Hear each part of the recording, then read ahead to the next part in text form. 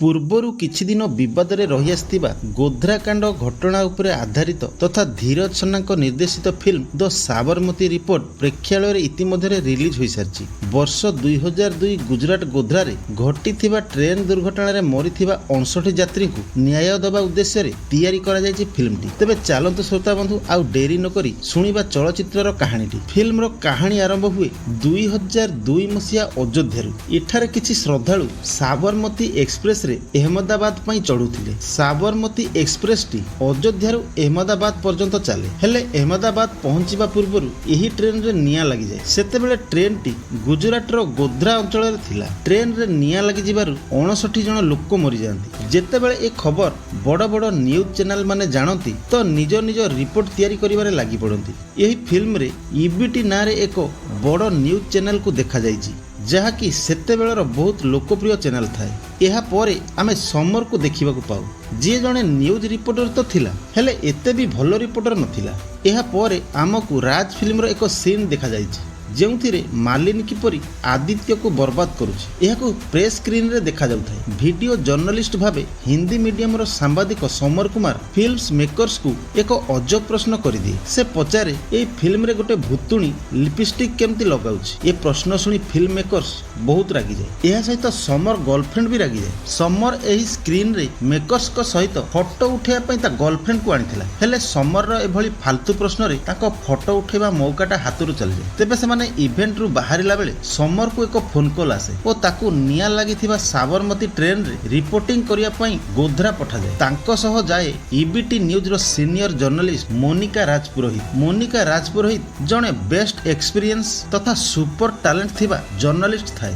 ସମର ମୋନିକାକୁ ପ୍ରଥମେ ଗୋଟେ ଫ୍ଲାଇଟ୍ରେ ଗଲାବେଳେ ଦେଖିଥିଲା। ତେବେ ସମର ମୋନିକାକୁ ନିଜର ଆଦର୍ଶ ବୋଲି ମାନୁଥାଏ। ତେବେ ଦୁହିଁଙ୍କ ଭିତରେ ବହୁତ କଥାବାର୍ତ୍ତା ହୁଏ। ମୋନିକା ଜାଣିବାକୁ ପାଏ ସମର ଫିଲ୍ମ ଲାଇନରେ ଅଛି। ଅଫିସରେ କେହି ଏକ୍ସଟ୍ରା ରିପୋର୍ଟର ନଥିବାରୁ ତାକୁ ଏଠାକୁ ଅଣାଯାଇଛି। ୟା ଭିତରେ ସମର ଓ ମୋନିକା ଗୋଧ୍ରାରେ ପହଞ୍ଚି ସାରିଥିଲେ। ତେବେ ସେମାନେ ସେଠି ଗ୍ରାଉଣ୍ଡ ଜିରୋରୁ କାରଣ ଖୋଜିବାକୁ ଚେଷ୍ଟା କରନ୍ତି କି ଦୁର୍ଘଟଣା କିପରି ହେଲା। ଏଠାରେ ସେମାନେ ବହୁତ ସାରା ଲୋକଙ୍କୁ ପଚରାଉଚରା କରନ୍ତି।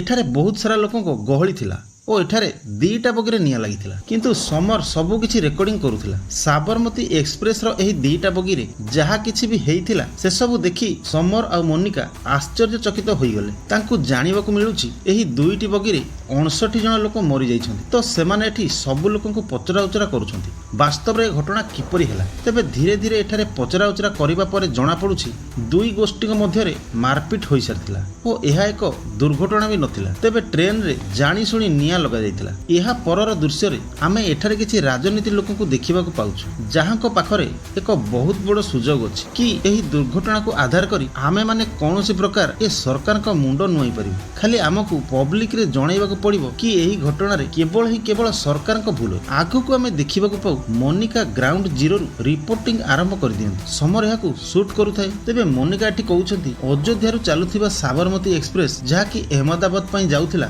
ଗୋଧ୍ରା ପହଞ୍ଚିବା ପୂର୍ବରୁ ଅଚାନକ ସେଥିରେ ନିଆଁ ଲାଗିଗଲା। ଏହା ଏକ ବଡ଼ ଦୁର୍ଘଟଣା ଥିଲା, ଯେଉଁ ଦୁର୍ଘଟଣାରେ 59 ଜଣ ଲୋକ ମରିଯାଇଛନ୍ତି। ଏସବୁ ଦେଖି ସମରକୁ ବହୁତ ଖରାପ ଲାଗୁଛି। ଯେବେ କି ମୋନିକା ଓ ସମର ଏକାଠି ଦେଖିଥିଲେ କି ଏହା ଏକ ଦୁର୍ଘଟଣା ନୁହେଁ, ଜାଣିଶୁଣି କରାଯାଇଥିବା ଏକ ଷଡ଼ଯନ୍ତ୍ର। ଏହା ପରେ ବି ସେ ମୋନିକା ମ୍ୟାଡାମକୁ ଏ ବିଷୟରେ କିଛି କୁହେନି। ସେ ଖାଲି ତାଙ୍କ କଥା ଶୁଣୁଥାଏ। ମୋନିକା ସମରକୁ କହିଥିଲା ଯେବେ ଏ କ୍ଲିପଟି କମ୍ପ୍ଲିଟ ହେଇଯିବ ଏହାକୁ ଅଫିସ କି ପଠାଇଦେବ। ସମର ବି ଚୁପଚାପ ହଁ କରନ୍ତି। ମୋନିକା ଏଠାରୁ ଗଲା ପରେ ସମର ପୁଣି ଥରେ ସେଇ ଜିରୋ ଗ୍ରାଉଣ୍ଡକୁ ଆସେ ଓ ସେଠାରେ ସବୁ କିଛି ରେକର୍ଡ କରେ, ଯାହାକି ଅସଲରେ ଲୋକଙ୍କୁ ଦେଖାଇବା କଥା। ସେ ଏଠାରେ ଟ୍ରେନରେ କିପରି ଆକ୍ରମଣ ହୋଇଥିଲା ସେ ବିଷୟରେ କହେ ଓ ସେ ହସ୍ପିଟାଲକୁ ଯାଇ ସମସ୍ତ ଭିକ୍ଟିମଙ୍କ ରେକର୍ଡିଂ କରେ, ଯେଉଁମାନେ କି ସାଂଘାତିକ ଭାବେ ଗୁରୁତର ହୋଇଯାଇଥିଲେ। ସେମାନେ ସମସ୍ତେ କହୁଥିଲେ ହଠାତ୍ କିଛି ଲୋକ ଆସି ଏମିତି କାଣ୍ଡ କରିଦେଲେ, ଯେପରିକି ଲାଗୁଥିଲା ଜାଣି ଶୁଣି ରଚା ଯାଇଥିବା ଏକ ଷଡ଼ଯନ୍ତ୍ର। ତେବେ 59 ଜଣ ପରିବାରର ଦୁଃଖ ଦରଦକୁ ସମର ଏଠାରୁ ରେକର୍ଡିଂ କରିନେଇଥିଲା।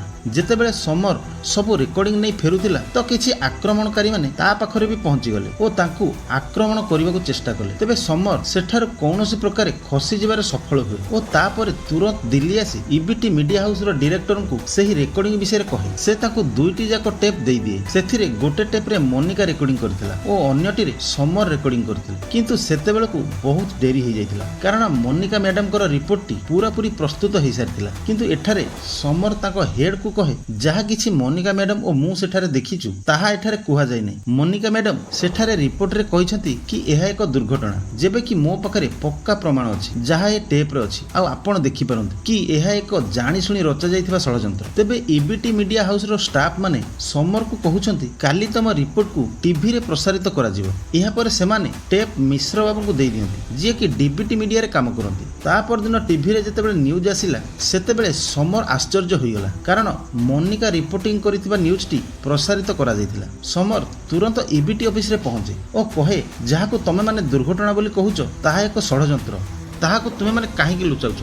तांको सेठारे कुहा जाउची आमको बेले बेले एमती करिवाको पड़े। समर तांको कहे तमको खाली तम मीडिया हाउस चिंता सेपटे मरीथिबा 59 जन परिवारक भविष्य कौन हेबो तमे तांको विषय थरुटिए भी भाबिलोनी। तेबे एहा परे ईबीटी न्यूज रो डायरेक्टर और मोनिका मैडम समर संगे आउ ढंगरे भी कथा हेलेनी। एहा परे ताकू चाकरी रु बाहर कर दियंती। समर गला बेले एतिकी कहि जांती कि गोध्रा कांडर सत दिने सामना को आसीबो। मोनिका को न्यूज अनुसार समस्त को विश्वास होई जाय कि गोध्रा रे होइथिबा कांड एक दुर्घटना। एथिरे समर किछि भी करि परिलानी। से चाहुथिला सत्य सामना को आसु। ता टेप टीवी मिश्र बाबू पाखरे थाए ता पाखरे एबे किछि प्रमाण नथिला तेणु ताको मिछ केस रे फसाई जेल रे पकई दिया जाए। से बाहर रहिथिले ईबीटी न्यूज चैनल को पई विपद सृष्टि करिथांता। तेबे ताको बेसी दिन जेल रे रहिएको पडिलानी कारण ता गर्लफ्रेंड ताको जेल रु मुकुळाई आणे। किंतु एहा परे से केबे भाबि नथिला एमिति हेबो बोली कारण ता गर्लफ्रेंड ता संगरे ब्रेकअप कर सारिथिला। एबे समर हातरु चाकरी जाई सारिथिला और गर्लफ्रेंड भी दूरे जाइथिला। किंतु ता मनरे सबुठु बड़ दुख थिला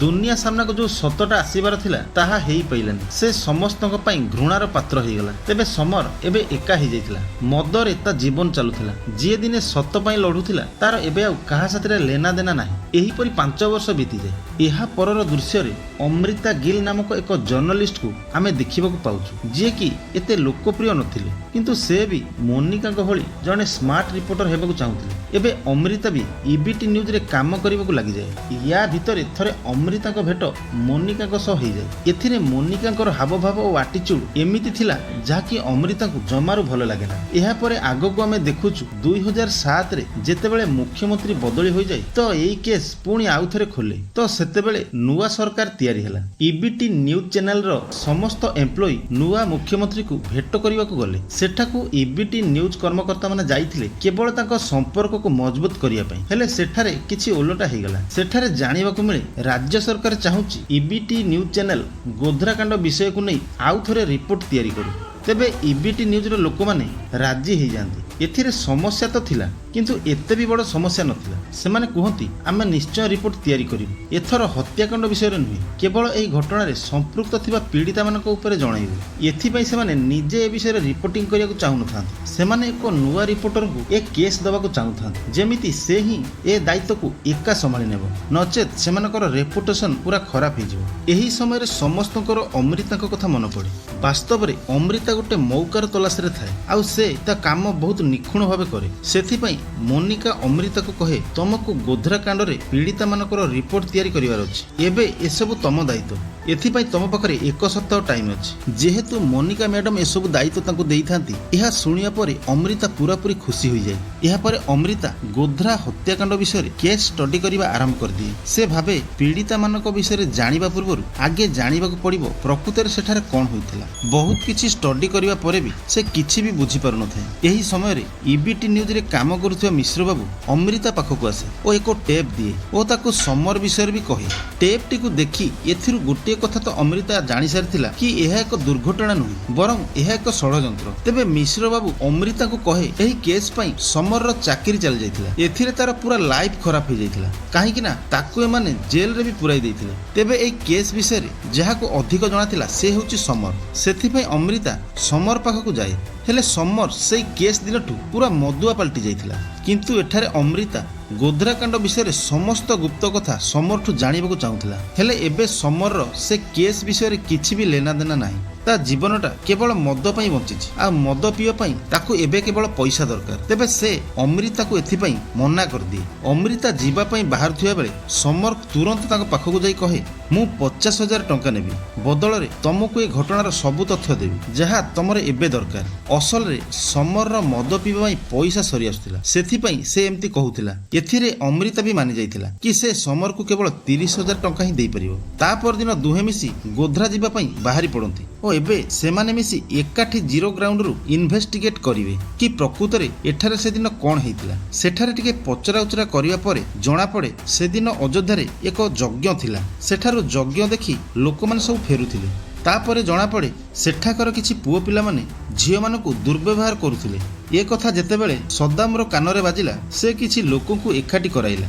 ସଦାମ ମାତ୍ର 5ରୁ 10 ମିନିଟ୍ ଭିତରେ 1000 ଲୋକଙ୍କୁ ଏକାଠି କରିନେଇଥିଲା। ତାପରେ ସଦାମ ସେ ଲୋକମାନଙ୍କୁ ଆଣି ଏଠାରେ ଯାତ୍ରୀମାନଙ୍କ ସହ ଝଗଡ଼ା ଆରମ୍ଭ କଲା। ସେମାନଙ୍କ ମଧ୍ୟରୁ ଜଣେ ପିଲା ସାନିଆ ବୋଲି ଜଣେ ଝିଅକୁ ଦୁର୍ବ୍ୟବହାର କରିଥିଲା। ସେଦିନ ପ୍ଲାଟଫର୍ମରେ ସାଜିଦ ବାଟଲି ନାଁରେ ଏକ ଚାହା ଦୋକାନୀର ଝଗଡ଼ା କିଛି ଯାତ୍ରୀଙ୍କ ସହ ହୋଇଥାଏ। କିଛି ସମୟ ପରେ ସାଜିଦ ବାଟଲି ଏକଥା ସଦାମକୁ ଜଣାଇ ଦିଏ ଓ ସଦାମ ସମୂହ ଲୋକମାନଙ୍କୁ ନେଇ ଏଠାରେ ଆସି ପହଞ୍ଚେ। ଏହି ସବୁ କାରଣରୁ ଯାତ୍ରୀଙ୍କ ସହ ଝଗଡ଼ା ହେବାରୁ ଟ୍ରେନରେ ନିଆଁ ଲାଗିଯାଇଥିଲା। ଏସବୁର ଆଖି ଦେଖା ସାକ୍ଷୀ ହେଉଛି ଅରୁଣ ବର୍ତାଓ। ଏହାପରେ ସମର ଓ ଅମୃତା ଗୋଟେ କଥା ବୁଝିପାରନ୍ତି ଯେ ଲୋକମାନେ ଆମକୁ ସେଇ ସବୁ ଜିନିଷ ଦେଖାଉଛନ୍ତି ଯାହା ଏମାନେ ଦେଖିବା ପାଇଁ ଚାହୁଁଛନ୍ତି। ସେମାନେ ଗୋଟେ ଜିନିଷ ନୋଟିସ୍ କରିସାରିଥିଲେ କି ଏଇ ଦୁଇ କାହାଣୀରେ ପାସେଞ୍ଜରଙ୍କର ହିଁ ଭୁଲ ଅଛି, ଯେଉଁଥିପାଇଁ କେହି କିଛି କହୁନାହାନ୍ତି ଆଉ ଏଥିପାଇଁ ଏ କାହାଣୀକୁ ଦବେଇ ଦିଆଯାଇଛି।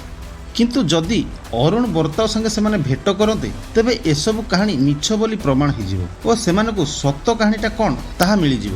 ଏହାପରେ ସେମାନେ ସାବରମତୀ ଏକ୍ସପ୍ରେସକୁ ଦେଖିବା ପାଇଁ ଯାଆନ୍ତି ଯାହା 5 ବର୍ଷ ପୂର୍ବେ ଜଳି ଯାଇଥିଲା।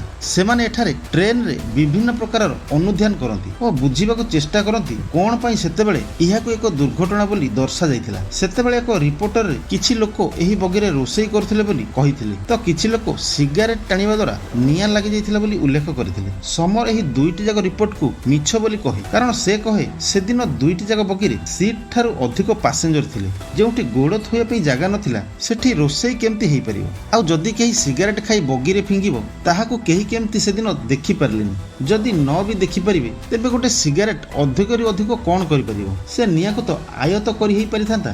ଏସବୁ କାମ ସାରି ସେମାନେ କୋର୍ଟ ଯାଆନ୍ତି ଯେଉଁଠି ଅରୁଣ ବର୍ତାଓ ଉପସ୍ଥିତ ଥାଏ, କିନ୍ତୁ କୌଣସି କାରଣ ପାଇଁ ତାକୁ ଲୁଚେଇ ଦିଆଯାଇଥିଲା ଯେଉଁଥିପାଇଁ ସମର ଓ ଅମୃତା ତାକୁ ଖୋଜିବାରେ ବହୁତ ସମସ୍ୟା ଉପୁଜିଥିଲା। କିନ୍ତୁ ସେମାନେ କିଛି ସମୟ ପରେ ଦେଖିବାକୁ ପାଉଛନ୍ତି 2 ଜଣ ପୁଲିସ ଅରୁଣକୁ ବାଇକରେ ବସାଇ କେଉଁଆଡ଼େ ନେଇ ଯାଉଛନ୍ତି। ସେମାନେ ଅରୁଣ ବର୍ତାଓକୁ ଘରକୁ ନେଇ ଯାଉଥିଲେ ଆଉ ତାଙ୍କ ପଛେ ପଛେ ସମର ଓ ଅମୃତା ବି ଯାଉଥିଲେ। କିନ୍ତୁ ତାଙ୍କ ପାଇଁ ଏକ ବଡ଼ ସମସ୍ୟା ଥିଲା। ସମରକୁ ଯେଉଁ ଘରେ ସେମାନେ ରଖିଥିଲେ ତାକୁ ପହରା ଦେବା ପାଇଁ 2 ଜଣ ହାବିଲଦାରଙ୍କୁ ରଖାଯାଇଥିଲା। ତେବେ ସେମାନେ ଭିତରକୁ କେମିତି ଯିବେ ଚିନ୍ତା କରନ୍ତି। କିଛି ସମୟ ପରେ ସମରକୁ ଏକ ଆଇଡିଆ ଆସେ। ସେମାନେ ଏକ ବଡ଼ ଅଫିସର ହୋଇ ଏକ ନାଲିବତୀ ଲାଗିଥିବା ଜିପ୍କୁ ଆଣି ଅରୁଣ ବର୍ତାଓର ଘରେ ପହଞ୍ଚି ଯାଆନ୍ତି। ହାବିଲଦାର ମାନେ କୌଣସି ପ୍ରକାର ତାଙ୍କୁ ଅଟକାଇ ପାରନ୍ତିନି ଆଉ ସେମାନେ ଅରୁଣ ବର୍ତାଓଙ୍କଠୁ ସବୁ ବିଷୟରେ ପଚରାଉଚରା କରି ନେଉଛନ୍ତି। ଅରୁଣ ବର୍ତାଓଙ୍କ ଇଚ୍ଛା ନଥାଇ ବି ତାଙ୍କୁ ସବୁ ସତ କଥା କହିବାକୁ ପଡ଼େ। ସେ କହେ ମୁଁ ସେଦିନ ଏକ ଜାଗାରେ କିଛି କାମ କରୁଥିଲି। ସଦାମ ଭାଇ ହଠାତ୍ ଆସି ଏଠାରେ ପହଞ୍ଚି ଆମ ସମସ୍ତଙ୍କୁ ନେଇ ଆସିଲେ ଓ ଯାହା ଗୋଧ୍ରାରେ ହେଇଛି ତା ଦୁର୍ଘଟଣା ବିଲକୁଲ ବି ନୁହଁ। ସାବରମତୀ ଏକ୍ସପ୍ରେସକୁ ଜଳାଇବା ପାଇଁ ପ୍ଲାନିଂ ଗୋଟେ ଦିନ ପୂର୍ବରୁ ହୋଇସାରିଥିଲା। ବହୁତ ଲୋକଙ୍କୁ ଏକାଠି କରାଯାଇଥିଲା। 20 ଲିଟର ବାଲା ଡ୍ରମରେ ପେଟ୍ରୋଲ ବି ମହଜୁଦ ରଖାଯାଇଥିଲା। ଠିକ୍ ତା ପରଦିନ ଯେତେବେଳେ ଗୋଧ୍ରା ପାଖରେ 5 ମିନିଟ୍ ପାଇଁ ଗାଡ଼ିଟି ଅଟକିଛି ତ ସବୁ ଲୋକମାନେ ଏକାଠି ହୋଇ ସାବରମତୀ ଏକ୍ସପ୍ରେସର S6 ବଗିରେ ହାମଲା କରିଦିଅନ୍ତି। କାହିଁକି ନା S6ରେ ହିଁ ହମଲା କରିବାକୁ କୁହାଯାଇଥିଲା। ପ୍ରଥମେ ତ ସାବରମତୀ ଏକ୍ସପ୍ରେସକୁ ସମସ୍ତେ ଇଟା ପଥର ଫୋପାଡ଼ିବା ଆରମ୍ଭ କରନ୍ତି। ତାପରେ ଆକ୍ରମଣକାରୀମାନେ ପେଟ୍ରୋଲ ଢାଳି ନିଆଁ ଲଗାଇଦେଲେ। ତେବେ ଏଠାରେ ସମର ଓ ଅମୃତା ସବୁ ସତ ଘଟଣା ଜାଣିସାରିଥିଲେ, କିନ୍ତୁ ଏପର୍ଯ୍ୟନ୍ତ ସେହି ମୁଖ୍ୟ ଲୋକଟିର ନାଁ ପଦାକୁ ଆସିନଥିଲା ଯିଏ ଏ ସବୁ କାମ କରାଉଥିଲା। ସଦାମ ତ ତା ଇସାରାରେ କାମ କରୁଥିଲା। ମୁଖ୍ୟ ଲୋକଟିର ନାଁ ପର୍ଦ୍ଦାଫାଶ ହେବାକୁ ଅଳ୍ପ ସମୟ ଥିବାବେଳେ ଥରେ ସମର ଓ ଅମୃତା କିଛି କାମରେ କୌଣସି ଏକ ଜାଗାକୁ ଯାଉଥିବା ବେଳେ କିଛି ଗୁଣ୍ଡା ଆସି ତାଙ୍କ ପାଖରୁ ସବୁ ପ୍ରମାଣପତ୍ର ନେଇ ଚାଲି ଯାଇଥିଲେ। ତାଙ୍କ ପାଖରେ ଆଉ କିଛି ବି ପ୍ରମାଣ ନଥିଲା। ତେବେ ତା ପରଦିନ କିଛି ସନ୍ଧାନ ନେବା ପରେ ଏକ ବହୁତ ବଡ଼ ମାଷ୍ଟର ମାଇଣ୍ଡର ନାଁ ସାମ୍ନାକୁ ଆସେ ଆଉ ସେ ମାଷ୍ଟର ମାଇଣ୍ଡର ନାଁ ଥିଲା ହବିବ କାଦ୍ରି। ହବିବ କାଦ୍ରିର କହିବା ଅନୁସାରେ ସଦାମ ଏସବୁ କାଣ୍ଡ କରିଥିଲା। କିଛି ଦିନ ପରେ ଆମେ ଦେଖିବାକୁ ପାଉ କି ସମର ଉପରେ ବି ଆରୋପ ଲାଗି ସାରିଥିଲା। ତାକୁ ଫସେଇ ଦିଆଯାଇଥାଏ। ସମର ଏଠାରେ ବହୁତ କିଛି କହିବାକୁ ଚାହୁଁଥାଏ, କିନ୍ତୁ ତା ପାଖରେ କିଛି ପ୍ରମାଣ ନଥିଲା। କାହିଁକି ନା ସେ ପ୍ରମାଣ ସବୁ ତାଙ୍କଠାରୁ ଛଡ଼େଇ ନିଆଯାଇଥିଲା। ତଥାପି ସେ ଜଜ୍ ସାହେବଙ୍କୁ ବହୁତ ସାରା କଥା ଜଣାଏ। ସେ କହେ ସବୁଠୁ ପ୍ରଥମ ଭୁଲ ସାମ୍ବାଦିକମାନଙ୍କର। ଦେଶ ବହୁତ ଆଶା ନେଇ ଏମାନଙ୍କ ଆଡ଼କୁ ଚାହିଁଥାଏ, କିନ୍ତୁ ମିଡ଼ିଆ ମାନେ ନିଜ ଉପରେ ଥିବା ସେହି ଲୋକମାନଙ୍କୁ ଦେଖାନ୍ତି ଯିଏକି ଏହି ସବୁ କାଣ୍ଡ କରୁଥାନ୍ତି। ଏସବୁଥିରେ ଜଜ୍ କିଛି ଫଇସଲା ନ ଶୁଣାଇ ଗୋଧ୍ରା କାଣ୍ଡର ପ୍ରକୃତ ଘଟଣାକୁ ସାମ୍ନାକୁ ଆଣିବା ପାଇଁ ଚେଷ୍ଟା କରନ୍ତି। ଏଥିପାଇଁ ଏକ ଟିମ୍ ତିଆରି କରାଯାଏ। ଏହିଭଳି ଭାବେ ଏ କେସ୍ର ତଦନ୍ତ ଚାଲି ଚାଲି 2017 ହୋଇଯାଇଥିଲା। ଏବେ ପର୍ଯ୍ୟନ୍ତ ଏହାର କୌଣସି ଫଇସଲା ବି ଶୁଣାଣି ହେଇନଥାଏ। ଏହାପରେ ଆମେ ଦେଖିବାକୁ ପାଉ ସମର ଏବେକୁ ନ୍ୟାସନାଲ ନ୍ୟୁଜ୍ ଚ୍ୟାନେଲରେ ଆଙ୍କରିଂ ଭାବେ କାମ କରିବାର देबारे लागि जाइथिला। अमृताଙ୍କୁ भी ईबीटी न्यूज चैनल रो लोक माने बाहर कर देथिले। से मध्य एही नेशनल टीवी चैनल रे काम करूथिला। तांको पई आजिर दिनटी बहुत आनंदमय होबाकु थिला। समर गोध्रार घटिथिबा सेही हत्याकांडर समस्त रिपोर्ट आनी आसीथिला। आउ सारा दुनिया को सब सत कथा जणाइबाकु जाउथिला। समर आरंभରୁ सब कथा कहे। अयोध्यारू यज्ञ सरिया परे सबु श्रद्धालु साबरमती ट्रेन रे बसिथिले। और सेमाने अहमदाबाद जेबे बाहरिले गोध्रा रे पहुँचु पहुँचु तांको उपरे आक्रमण आरंभ होईगला। किंतु ये को अघटन नथिला, बरं यह पूर्वरु रचा जाइथिबा एक चक्रांत थिला। सदाम ओ तार बहु संख्यारे थिबा लोकमानक आक्रमण द्वारा बगीरे टेका पथर माड़ करागला और परे दीटा बगीरे पेट्रोल ढाड़ी निआं लगे दियागला। निआं लागि जिबा परे सेमाने गेट को बंद कर देथिले जेमिति केही बाहर को न आसी परिबे। तेबे एही फिल्म सेही 59 जन लोकों को श्रद्धांजलि देवा पई तैयारी करा जायछि, जेउ मानको कि न्याय मिली पारलानी। फिल्म रो शेष पर्याय कह जाए भारतर सर्वोच्च न्यायालय अंडर रे एक विस्तृत जांच करा जाय 2011 मसीह रे गोटे ट्रायल कोर्ट रे निष्कर्ष बाहर करा जायतिला। एथिरे दर्शा जायतिला गोध्रा रे साबरमती एक्सप्रेस को जळाइबा एक पूर्व नियोजित षडयंत्र और जांच करथिबा नानावती आयोग अनुसार कोच रे लागिथिबा निया एक दुर्घटना नथिला, बरं एथिरे जानि सुनी निया लगा जायतिला। एही भयंकर अपराध पई 31 जन को दोषी करा जाय, जेबे कि 63 जन लोकों को पर्याप्त साक्ष्य प्रमाण अभाव निर्दोष रे कोर्ट छाड़ी देथिला और 11 जन लोकों को एही बर्बर कांड पई मृत्युदंड दिया जायथिला। तेबे 2017 रे गुजरात उच्च न्यायालय रो तळ कोर्ट रो एही फैसला को पुष्टि करथिले कि साबरमती एक्सप्रेस रे लागिथिबा निया दुर्घटना थिला ना षडयंत्र। तो सांग माने द साबरमती एक्सप्रेस हेउची वास्तविक जीवन रो घटना उपर आधारित एक फिल्म। तेबे एक फिल्म इंटरव्यू रे विक्रांत मेसी कहिथिले एही फिल्म को हिंदू मुस्लिम नजर रे देखिबा यह मानवता पाई एक सरमर कथा। द साबरमती रिपोर्ट ना केवल दंगा बेले मरीथिबा निर्दोष लोकों को श्रद्धांजलि दउछि, बरं एक फिल्म जहाँ मनोरंजन माध्यम शेष पर्यंत उत्कंठा भरी रही।